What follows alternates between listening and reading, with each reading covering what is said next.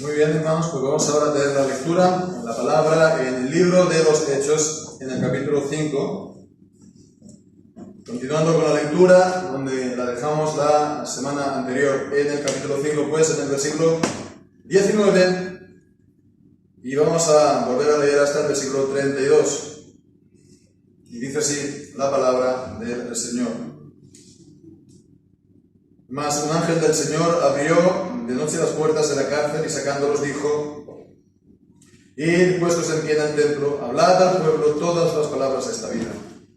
Y habiendo oído esto, entraron de mañana en el templo y enseñaban. Entre tanto, vinieron el sumo sacerdote y los que estaban con él, y convocaron al concilio y a todos los ancianos de los hijos de Israel, y enviaron alguaciles a la cárcel para que fueran traídos.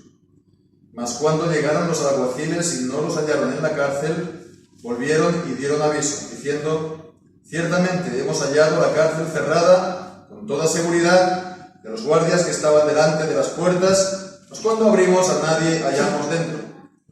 Y cuando el sumo sacerdote y el jefe de la guardia del templo y los principales sacerdotes oyeron estas palabras, se quedaron perplejos en cuanto a ellos, en qué vendría a parar aquello. Pero viniendo uno les dio esta noticia: y aquí los varones que echasteis en la cárcel están en el templo y enseñan al pueblo. Entonces fue el jefe de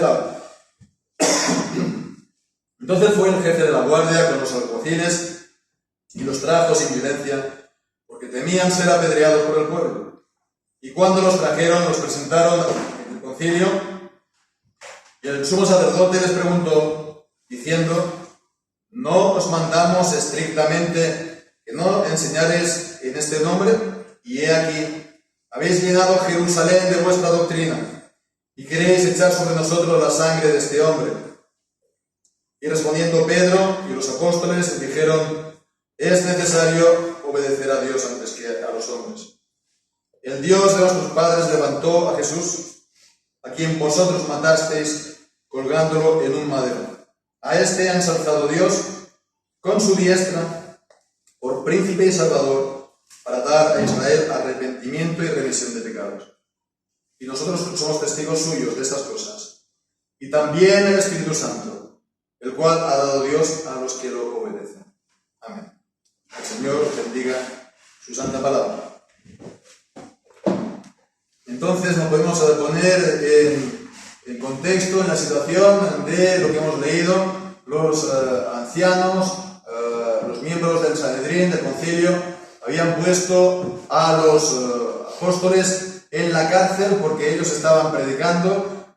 Previamente les habían encargado con todo rigor que no predicaran más en el nombre de Jesús, y pues lo habían puesto en la cárcel con toda seguridad. Y al llegar la mañana ellos van a abrir las puertas del Sanedrín, y entonces mientras van llegando unos y otros y tomando asiento, pues entonces están tratando cuál a lo mejor va a ser el primer asunto del orden del día de esa mañana.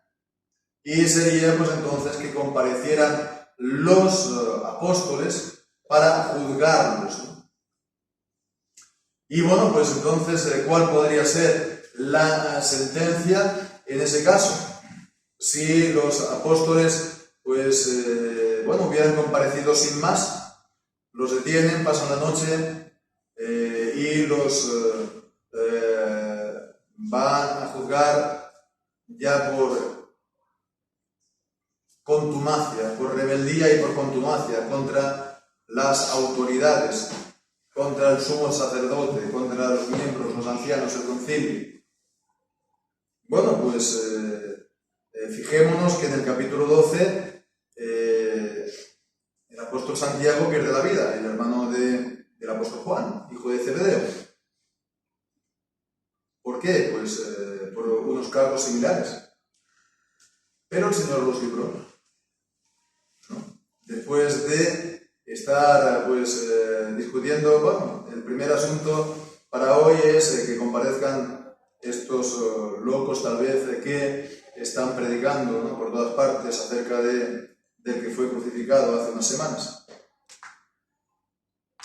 Entonces van a enviar la guardia a la cárcel y pues al llegar a la cárcel la puerta está cerrada, delante están los guardianes, los soldados custodiándola, y abren la puerta y no hay nadie dentro. Esto los tuvo que dejar completamente asombrados. ¿Cómo es posible que eso haya ocurrido? Realmente entonces tenemos aquí cómo el Señor libró milagrosamente, fue un hecho sobrenatural de parte de Dios, porque no fue por intervención humana, lo envió pues por medio de un ángel, en el versículo 19. Los ángeles existen, ¿no? Al contrario de lo que piensan y dicen los saduceos y los materialistas, los ángeles existen, son los espíritus servidores para aquellos que han de heredar la salvación, para los hijos de Dios, para los miembros de Cristo. Ellos están pues continuamente velando por su iglesia a las órdenes de Dios. No sabemos, ¿no?, esta tradición que hay dentro del catolicismo romano, ¿no?, del ángel de la guardia, que cada niño, cada cristiano tiene un ángel, ¿no?, a su servicio. No lo podemos decir, solamente sabemos que hay millones, ¿no? En el libro de Apocalipsis aparecen millones de ángeles que están al servicio, no están inactivos. El Señor no se duerme, sus ángeles no duermen, no se fatigan, no se cansan. Están día y noche, librándonos de infinidad de males, ¿no?, sin que a lo mejor nos demos cuenta de ello, sin que a lo mejor pues los veamos con una apariencia física, ¿no? Tienen cuerpo, los ángeles, por supuesto, si tienen un cuerpo, tiene que ser espiritual, no material, ¿no? Esto es una cuestión que ocupaba pues en la antigüedad a algunos padres, que si los ángeles tienen un cuerpo espiritual, del cual, por ejemplo, en 1 Corintios habla de hay cuerpo carnal y cuerpo espiritual, ¿no? Entonces no es tampoco esto una cosa muy exótica o muy extravagante. Pero bueno, en todo caso, no es una cosa que esté claramente revelada en las Escrituras, y de todas maneras sabemos que ellos son pues superiores en poder, superiores en fortaleza, y pueden hacer obras, los hombres por lo tanto, y que pueden hacer obras que para nosotros no podemos hacer. Por eso pues vemos que ellos abrieron esas puertas de la cárcel. Seguramente estarían pues cerradas a cal y canto, con cerrojos, con cadenas, con los además guardias ahí, que seguramente entonces, como también vemos en el capítulo 12, con la liberación también milagrosa del apóstol Pedro, pues tuvieron que quedar milagrosamente también pues sumidos en un profundo sueño. Todo esto es para recordarnos que los milagros existen, los ángeles existen, los milagros existen. No hemos de ser pues saduceos, no hemos de ser materialistas, no hemos de ser racionalistas, ¿no? Creemos en Dios, pero es de una manera tan racional, lo explicamos todo de una manera tan racional, que no hay lugar para los milagros, no hay lugar para lo sobrenatural, que es entonces la intervención directa de Dios, o la intervención de Dios por medio de sus ministros, los ángeles. Y si bien creemos que los dones de revelación extraordinaria han cesado porque tenían su función en la formación del canon de las Escrituras, en la compilación de toda la revelación de Dios, no hemos de pensar por ello que los milagros como tal se hayan cesado. Los milagros estaban pues ligados de una manera especial al ministerio de los apóstoles. señales de apóstol, dice el apóstol Pablo en 2 Corintios, pero no por eso no significa que los milagros como tal hayan cesado o que Dios no los haga en respuesta a la oración de su pueblo. Y bueno, pues entonces esto es nuestro refugio, esto es nuestro asilo, esto es a donde nosotros recurrimos en nuestras aflicciones, por ejemplo, en la enfermedad. En la enfermedad, y tenemos entonces aquí pues este caso que ocupa continuamente las oraciones de nuestra iglesia, el pequeño Clemente.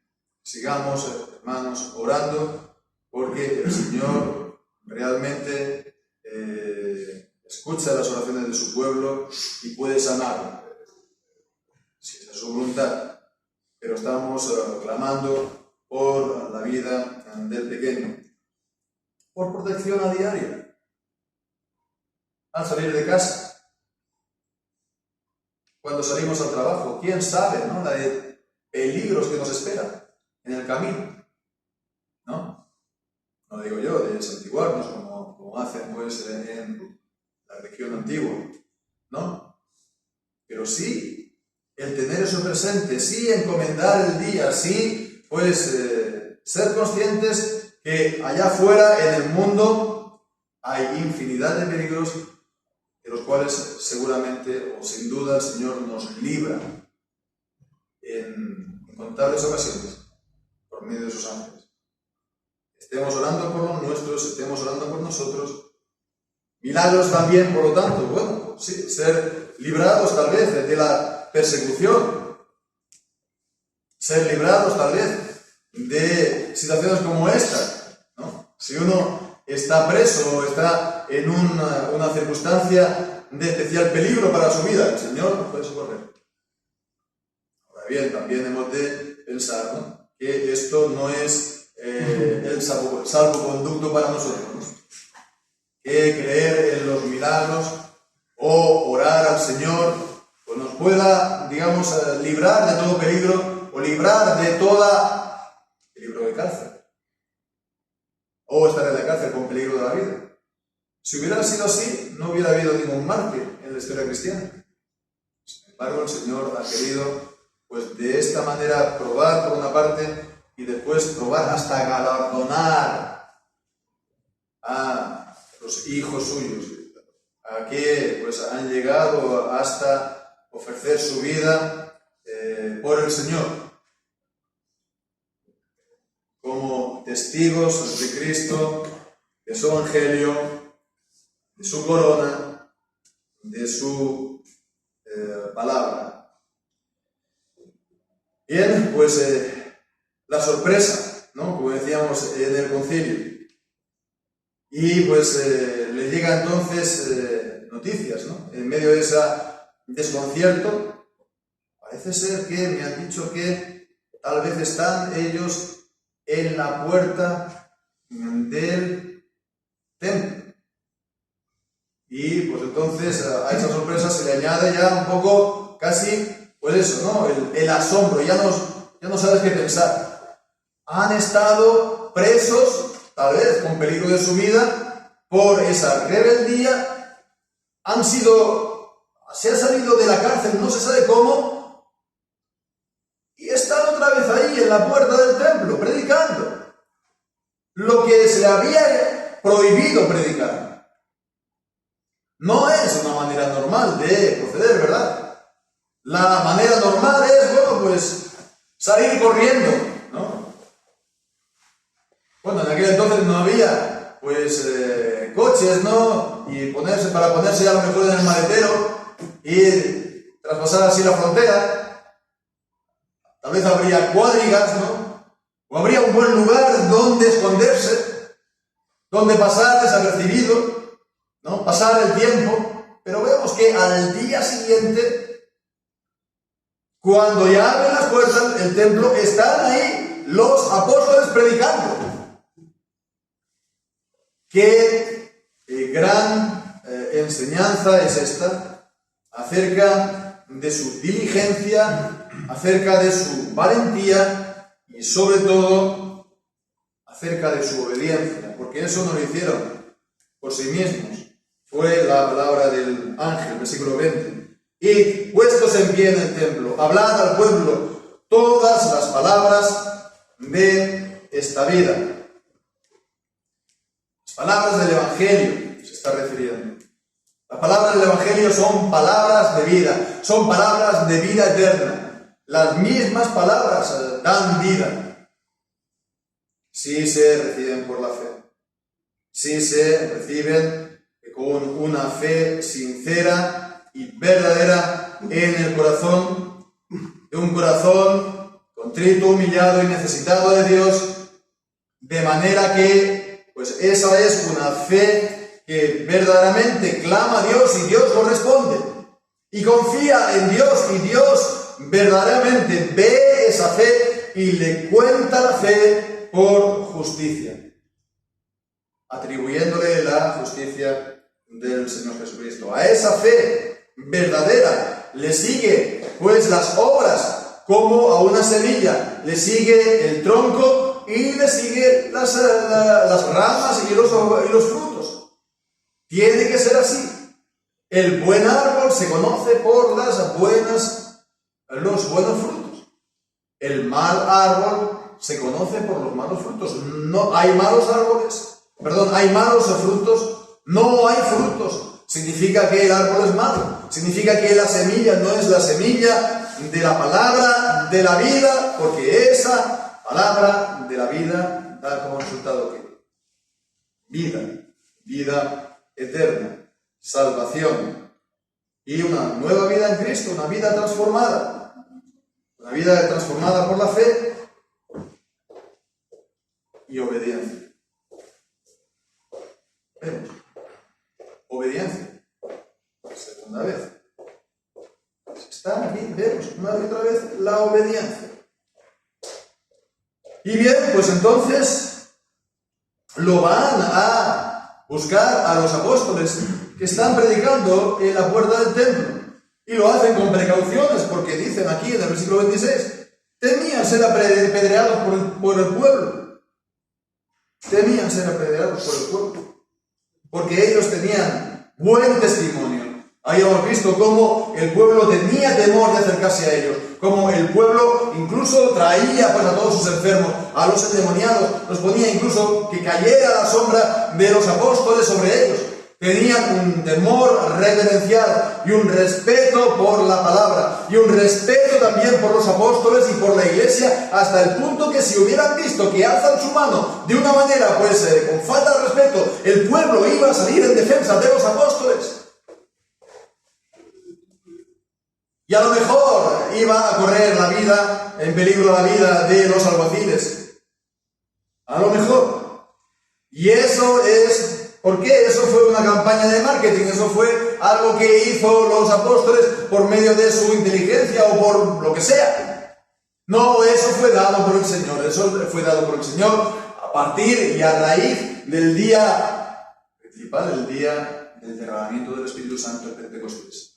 El Señor derramó el Espíritu Santo sobre su iglesia, sobreabundó, hizo sobreabundar la gracia suya y su presencia en la iglesia, y vemos los resultados de esto. El pueblo obtuvo gracia delante del pueblo. El pueblo los habría defendido, y así puede llegar a ser, por supuesto, y esto es una perspectiva, un panorama muy alentador que podemos ponernos delante para aspirar a Él y para orar que el Señor nos lo conceda. Y cuando los traen, por lo tanto, pues vemos lo que les dicen los sumos sacerdotes, el sumo sacerdote en concreto, versículo 27, pone de manifiesto pues esas palabras, un choque, un conflicto de autoridades. Versículo 27. No os mandamos estrictamente que no enseñaréis en este nombre. Ellos lo ordenan, lo mandan. Ellos son las autoridades, el sumo sacerdote y los ancianos del pueblo, y lo ordenan.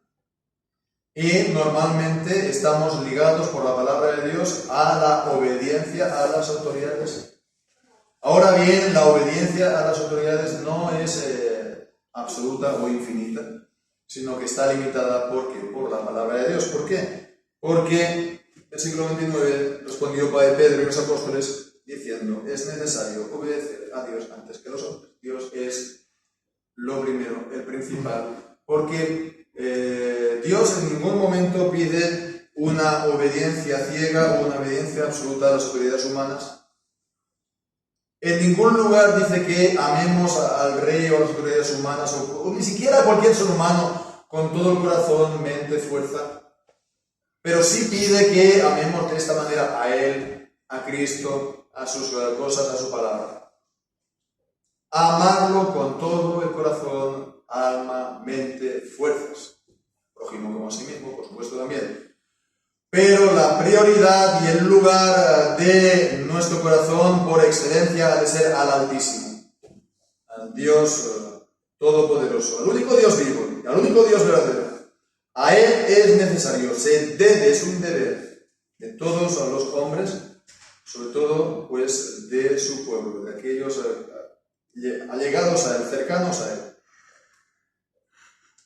Un conflicto de autoridades que, si se da, ya tenemos la respuesta para los cristianos. Primero Dios, después los hombres. Es necesario obedecer a Dios antes, primero, y a los hombres. Fijémonos, ¿no?, qué precaución, incluso un poco aséptico, ¿no?, del sumo sacerdote. Que no enseñaréis en este nombre. Incluso intenta evitar, lo evita, mencionar el nombre de Jesús, este hombre. Entre medio como medio despectivo, medio eufemístico este hombre, ¿no?, para no hablar Jesús, Jehová salva. De acuerdo, es un nombre, o era un nombre común en aquel tiempo, pero es el nombre del Cristo. Y lo habían rechazado. A Él como Cristo, a Él como Mesías, a Él como el ungido y el enviado de Dios. Ordenaron, la autoridad humana, que no predicaran más en ese nombre. Capítulo 4 lo vimos. Y he aquí, vosotros habéis llenado Jerusalén de vuestra doctrina. Y quiera Dios ver esto, que llenamos las ciudades, llenamos la nación, llenamos las naciones hasta rebosar de la palabra de Cristo. Como una olla, vemos el agua que hierve y se vierte, ¿no? Salimos corriendo para evitarlo. Algo parecido. Que la palabra se derrame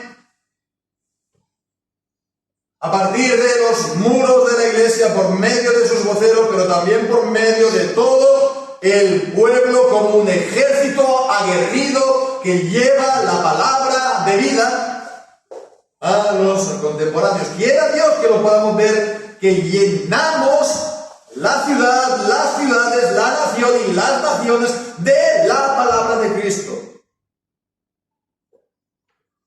No seamos escasos. No sembremos escasamente. No miremos al cielo, es que hay viento, o hay nubes, o amenaza lluvia. Porque si no, nunca vamos a sembrar. Sembremos a 7 y aún a 8. Echemos el pan sobre las aguas. Y a su debido tiempo lo veremos multiplicado y veremos el fruto del Señor. Y es la manera. Predicar a tiempo y afuera de tiempo. Si le gustan a la gente o si no le gusta a la gente. Con una palabra sazonada con sal, sí, para dar gracia a los que oyen, pero con una palabra bien clara. Y vemos el pequeño resumen poderoso del mensaje de los apóstoles por medio de Pedro, versículo 30 y 31, un mensaje en 3 puntos, ¿no? Siguiendo la tradición, ¿no? La costumbre, ¿no? De predicar con 3 puntos. Así se memoriza mejor. Es una técnica para que está visto que se memoriza mejor 3 que 2 o 1 o que 4, no sé por qué, pero es así. En todo caso, vemos esto en un pequeño resumen de las predicaciones que encontramos de los apóstoles en el libro de los Hechos, sobre todo por parte de Pedro a los judíos, a los dirigentes de los judíos. Primero, no necesariamente en este orden preordenado, pero son estos 3 puntos. Primero, vosotros habéis matado a Jesucristo. Ese es vuestro pecado y ese pecado está sobre vosotros. Tenéis pecado de sangre inocente en las manos. Esa sangre está sobre vosotros y sobre vuestros hijos. Como dice el final del Evangelio de Mateo. La culpa de ese pecado está sobre vosotros. Por lo tanto, denuncia del pecado y denuncia de la culpa del pecado. Segundo, predicación de Cristo como Señor. A ese que vosotros habéis matado y crucificado, a Él lo ha declarado el Señor y lo ha ascendido y exaltado como Señor, sentándolo a la diestra, por medio de la resurrección de entre los muertos. Él es el Señor, el Rey de Reyes, el Señor de Señores. Y Él envía el Espíritu Santo a su pueblo, a su iglesia, para que, mediando el arrepentimiento, pues alcancen gracia y misericordia. El tercer punto, por lo tanto, es el arrepentimiento. Muy resumido. La denuncia del pecado y de su culpa, la predicación de Cristo y, por último, la necesidad del arrepentimiento. Porque fijémonos que uno incluso podría estar predicando y denunciando el pecado, pero si no se pone el dedo sobre la llaga, si no se habla de la necesidad del arrepentimiento, puede llegar a ser igualmente un mensaje de salvación universal. Porque Cristo lo ha hecho todo y no demanda nada a los hombres. Es un mensaje de gracia incondicional. Y esto se ha convertido en una especie de password, de contraseña, últimamente incluso en los sectores ortodoxos, evangélicos y reformados. Hablar de la gracia incondicional de Dios y por supuesto que está el amor incondicional de Dios, está su gracia eficaz, pero el anuncio y la predicación del arrepentimiento es necesario y es instrumental para que los elegidos alcancen verdaderamente la vida. El arrepentimiento es dado por el Señor. Lo vemos en 2 de Corintios, capítulo 7. Está hablando del arrepentimiento para vida. Y también lo vemos esto en el libro de los Hechos, cuando Pedro va con Cornelio, de manera que también a los gentiles ha dado Dios arrepentimiento para vida. Lo da por su Espíritu Santo, por su obra eficaz. Vemos, es necesario predicar el arrepentimiento. Es necesario predicar el arrepentimiento juntamente con la denuncia del pecado y la proclamación de Cristo. Y por último, pues vemos esta palabra que concluye esta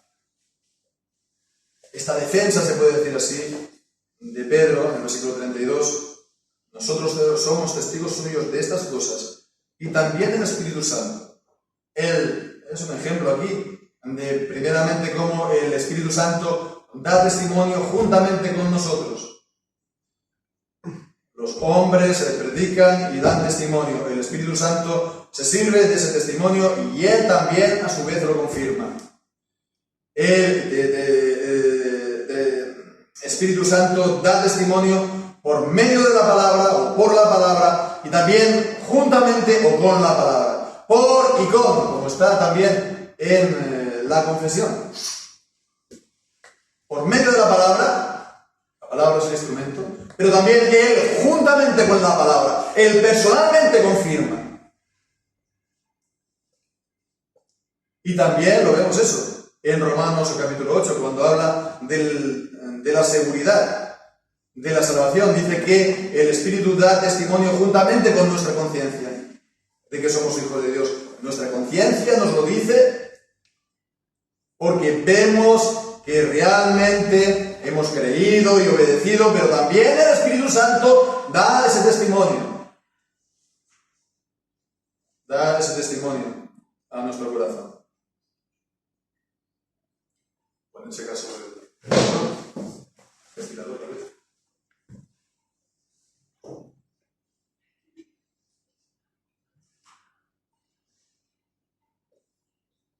Y concluye diciendo también el Espíritu Santo, el cual ha dado Dios a los que lo obedecen.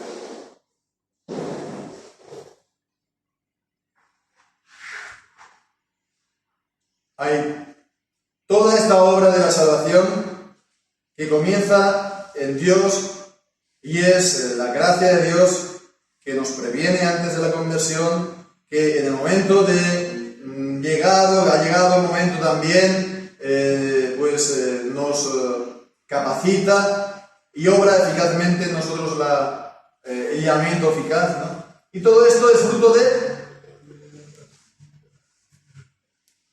del Espíritu Santo obrando en nosotros.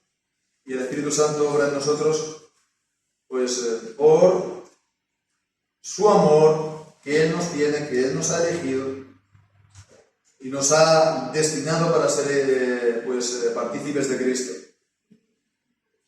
Eso fue entonces no en respuesta a nada que nosotros hayamos hecho.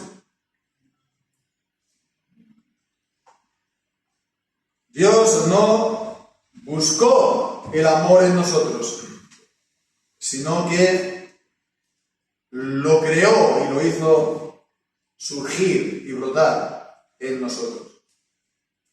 No es por nuestras obras o méritos. Ahora bien, sí que dice aquí que Dios da el Espíritu Santo a los que lo obedecen. Y hemos estado hablando 1, 2 y 3 veces de la obediencia en este pasaje. Dios había dado esas gracias a los apóstoles porque habían obedecido. Y ellos obedecieron y siguieron predicando a pesar de las amenazas. Bueno, es la misma palabra, obedecer. Entonces vemos aquí el Señor liga también más gracia del Espíritu, más gracia y más bendición en nuestra vida a la obediencia. La salvación es por gracia, pero en ella también la obediencia tiene un papel importante. Y vemos aquí ese también el medio en el cual estamos, en este camino de vida también, se puede decir así, el medio también por el cual recibimos las gracias y el apoyo del Señor. Bueno, que el Señor nos ayude y nos bendiga a vivir estas vidas, seguir este ejemplo, este testimonio y también, como decimos, ejemplo y testimonio de obediencia.